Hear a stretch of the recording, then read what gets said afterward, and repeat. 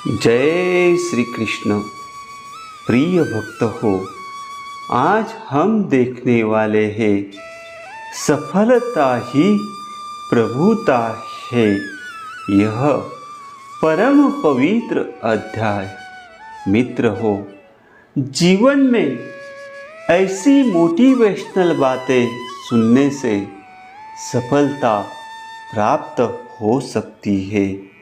आपका आयुष्य सुंदर हो सकता है। तो चलिए इस परम पवित्र अध्याय को शुरू करने से पहले कमेंट में जय श्री कृष्ण ऐसा लिखकर प्रभु श्री कृष्ण के आशीर्वाद पाइए और चैनल को सब्सक्राइब कीजिए। सत्य ही सर्वशक्तिमान है, सत्य ही नित्य है। यदि आप सत्य के मार्ग पर चल रहे हैं तो सफलता सुनिश्चित है।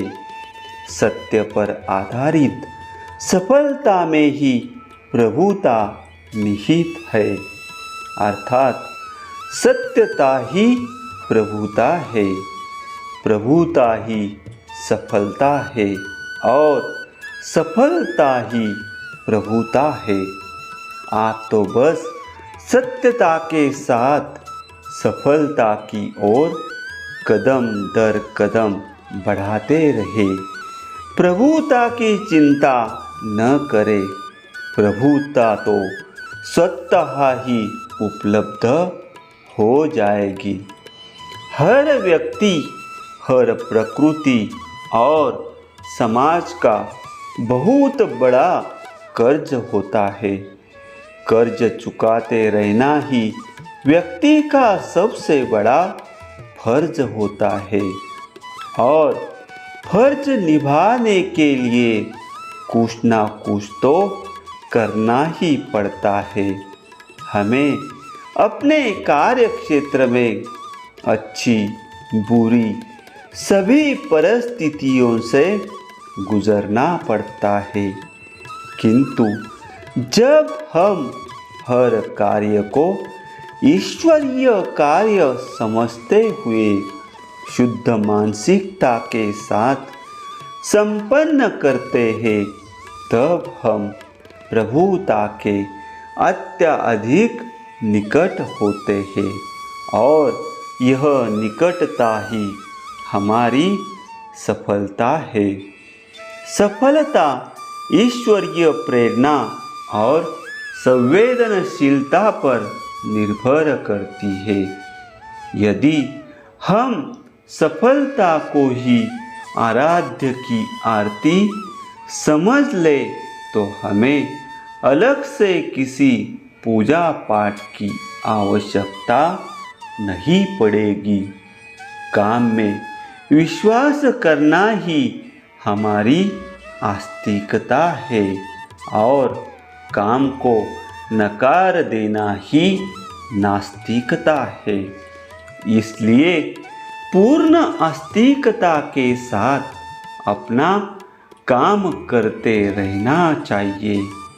तब किसी पूजा स्थल पर जाने की आवश्यकता ही नहीं पड़ेगी।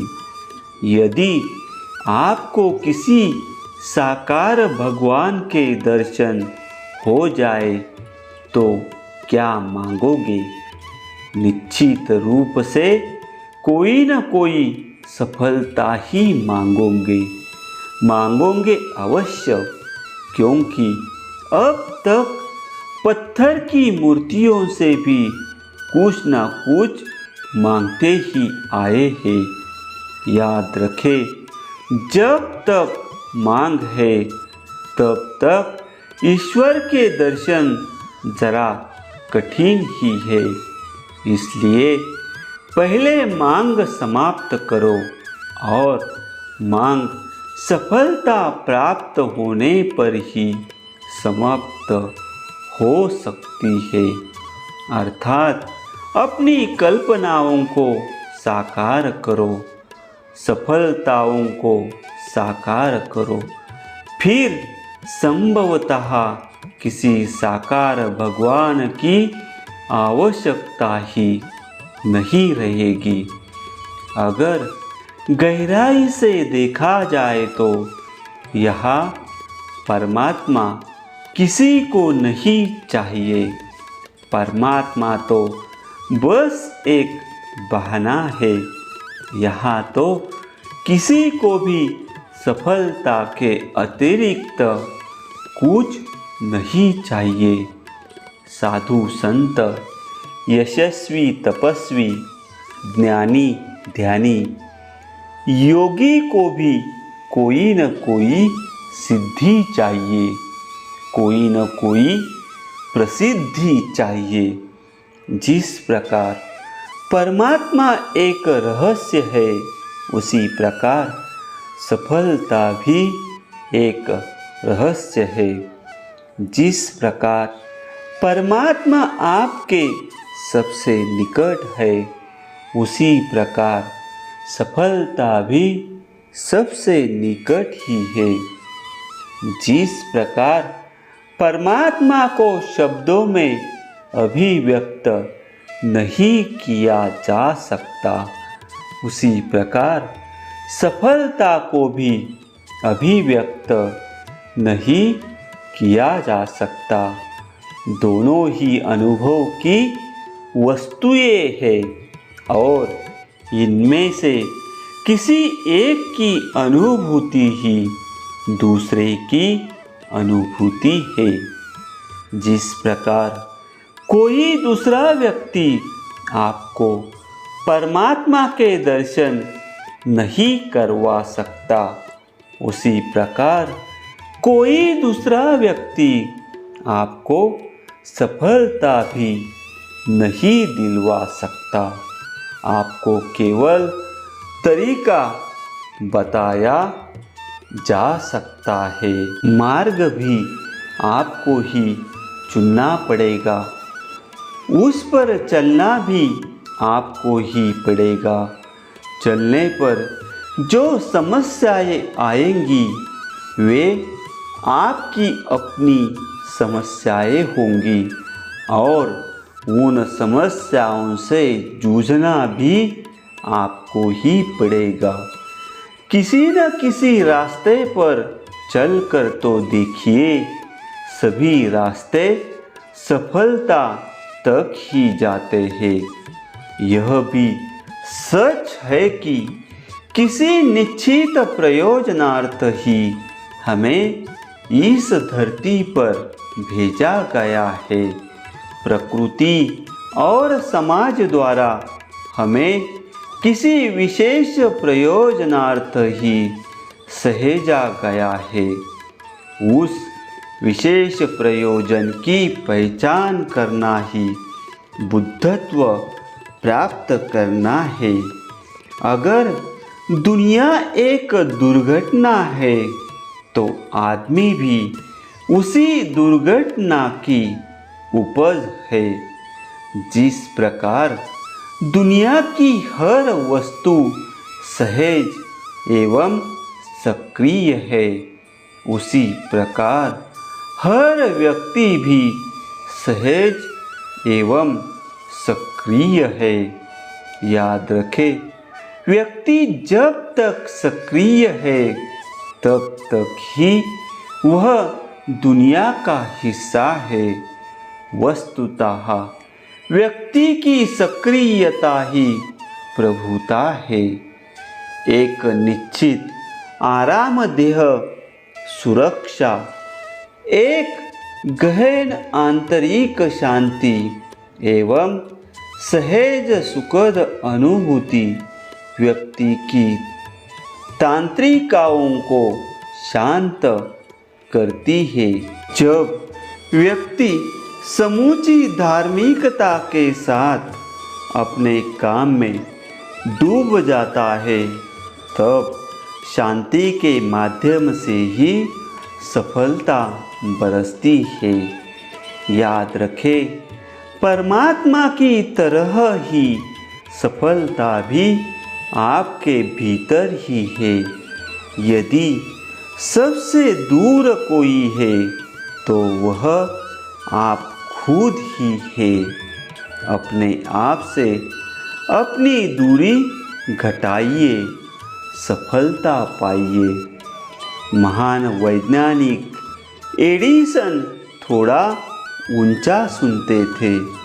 एक बार किसी मित्र ने मजाक में पूछ लिया, आपको परमात्मा से शिकायत तो होगी ही कि दिमाग तो पूरा दिया, किंतु सुनने की शक्ति थोड़ी कम दे दी। इस पर एडिसन ने हंसते हुए जवाब दिया, परमात्मा ने ऐसा करके मुझ पर बहुत बड़ी कृपा की है।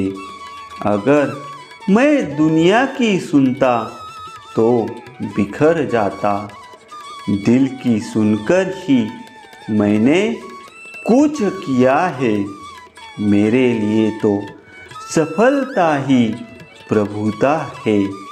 इससे अधिक मुझे परमात्मा से और क्या चाहिए। मित्र हो, यह अध्याय एक दृष्टांत के साथ देखते हैं।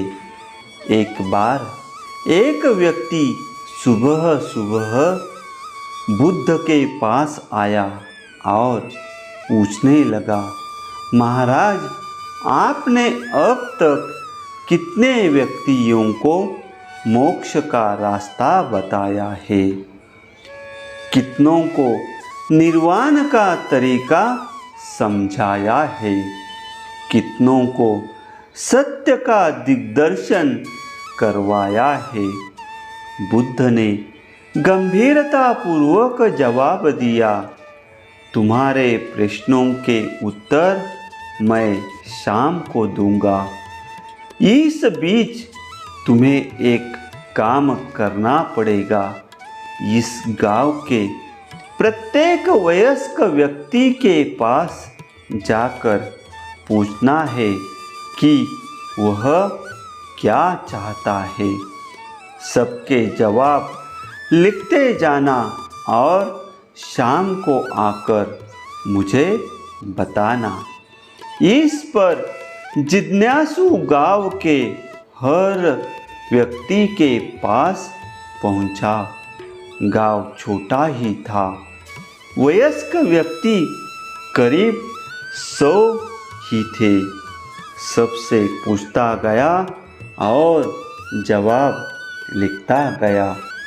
किसी ने कहा उसे धन चाहिए, किसी को पुत्र चाहिए, किसी को आरोग्य चाहिए, किसी को मकान चाहिए, किसी को जमीन चाहिए, किसी को अच्छी फसल चाहिए, किसी को धंधे में लाभ चाहिए, किसी को सुंदर पत्नी चाहिए, किंतु किसी ने भी मोक्ष, निर्वाण, सत्य या परमात्मा की इच्छा जाहिर नहीं की। जिज्ञासु बड़ा हैरान था, किंतु उसके प्रश्नों के जवाब मिल चुके थे। वह शाम को लौटकर बुद्ध के पास नहीं आया। अर्थात सबको सफलता ही चाहिए। मित्र हो, जिंदगी में ऐसी ही मोटिवेशनल बातें सुनने के लिए चैनल को सब्सक्राइब करो और प्रभु श्री कृष्ण जी के आशीर्वाद पाने के लिए कमेंट में लिखिए, जय श्री कृष्ण।